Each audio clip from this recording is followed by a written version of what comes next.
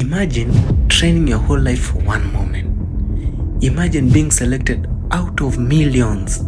Imagine arriving at the airport, bags packed, dreams packed, and then being told to go back home. That is exactly what happened to the best referee in Africa. And his name is Omar Artan. Omar Artan. Omar Artan. Omar Abdel Kadir. My name is Omar Artan from Somalia. What's up, football family? Welcome back to the channel. Today we're talking about one of the most shocking and emotional football stories of the 2026 World Cup. A man who beat all odds, came from one of the most difficult countries in the world, rose to the very top of the African football, got selected for the World Cup and was stopped at the airport. No red card, no yellow card, just denied entry. This is the full story of Omar Artan, from the war-torn streets of Mogadishu to the biggest stage on earth. Sit down because this one hits different. To understand why this story matters so much, you first need to understand where Omar Artan comes from. He was born in 1992 in Mogadishu, Somalia. Now, if you know anything about Somalia in the 1990s and 2000s, you know it was one of the most dangerous places on the planet. Civil war, explosions, instability. In Somalia, there was a lot of problems. But Omar had a love, and that love was football. He started out as a player. Yes, before he was blowing the whistle, he was on the pitch trying to play the beautiful game. But then an injury stopped his playing career. Now, most people in that situation give up on football completely. But Omar, he made a decision that would change his life. He picked up the whistle. He started refereeing local matches in Somalia, small games with low budgets, no fancy training centers, no VAR rooms, just a man, a whistle, and the love for the game. And here's the part that makes your jaw drop. To get to training, he sometimes had to navigate around explosions on Somali roads. He told Al Jazeera in his own words, You cannot give up as a referee. You have to continue and you have to fight if you want to go to a place like a World Cup. That quote alone should tell you everything about this man's character. Omar did not just survive, he climbed. By 2018, he was officially listed as a FIFA referee. That means FIFA recognized him as good enough to referee international matches. For a man from Somalia, a country with limited football infrastructure, that alone was a massive achievement. But he didn't stop there.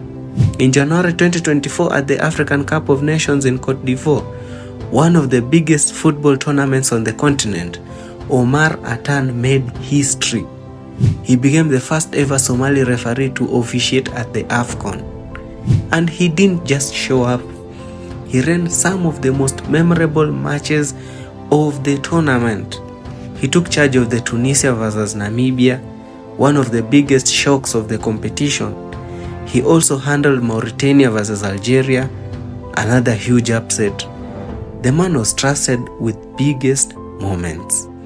Then in June 2025, just 1 year ago from the time of this recording, he did something nobody from his country had ever done before. He refereed the CAF Champions League final, Africa's biggest club football match. Think about that. The biggest club game in Africa, and a Somali man was the man in the middle. As if that wasn't enough, later in 2025, CAF, the Confederation of African Football, named Omar Artan the best male referee of the year for the continent. Africa's best referee from Somalia, the same country the world once said had no football future. After all that, FIFA came calling.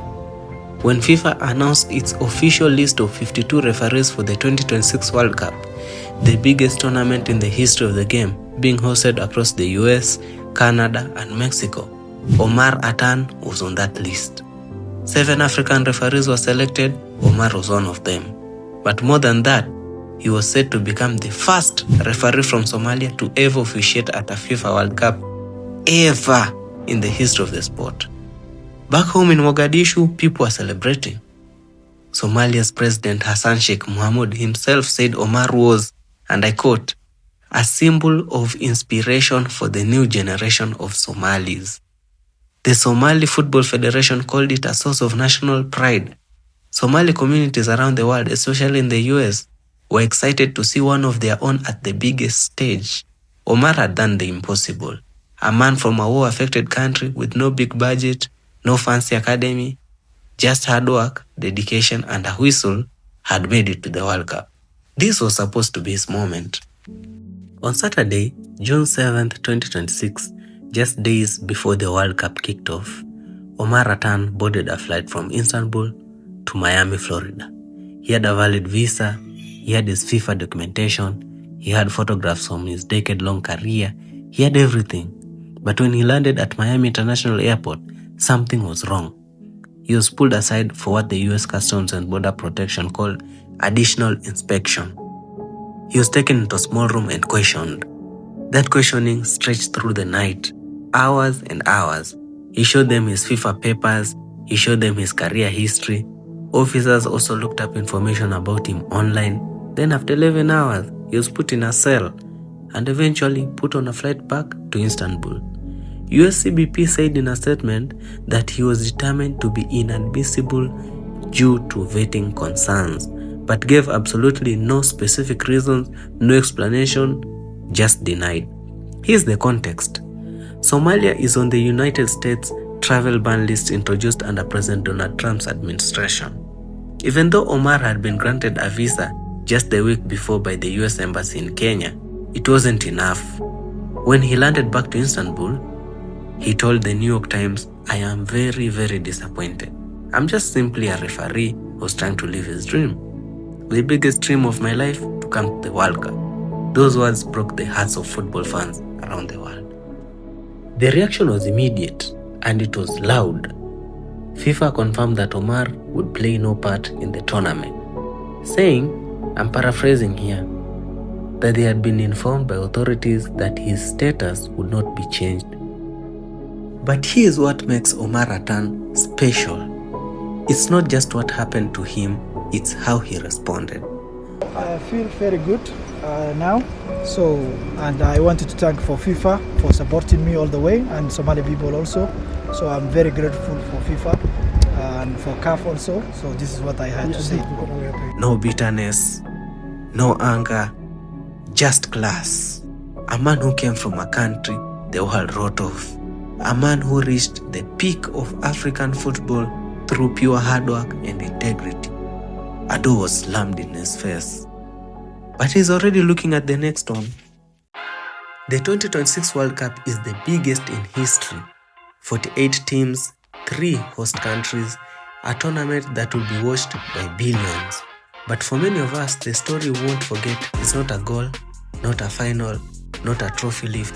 It's the story of a referee from Mogadishu who made it farther than anyone else from his country ever had and was stopped at the gate. Omar Artan's story is not over. It's just getting started. If this story moved you, hit that like button and share this video because this man's story deserves to be heard. Drop a comment below, tell us what you think about what happened to him. Subscribe if you haven't already, and we'll see you in the next one. Football is more than a game, and today we are reminded why.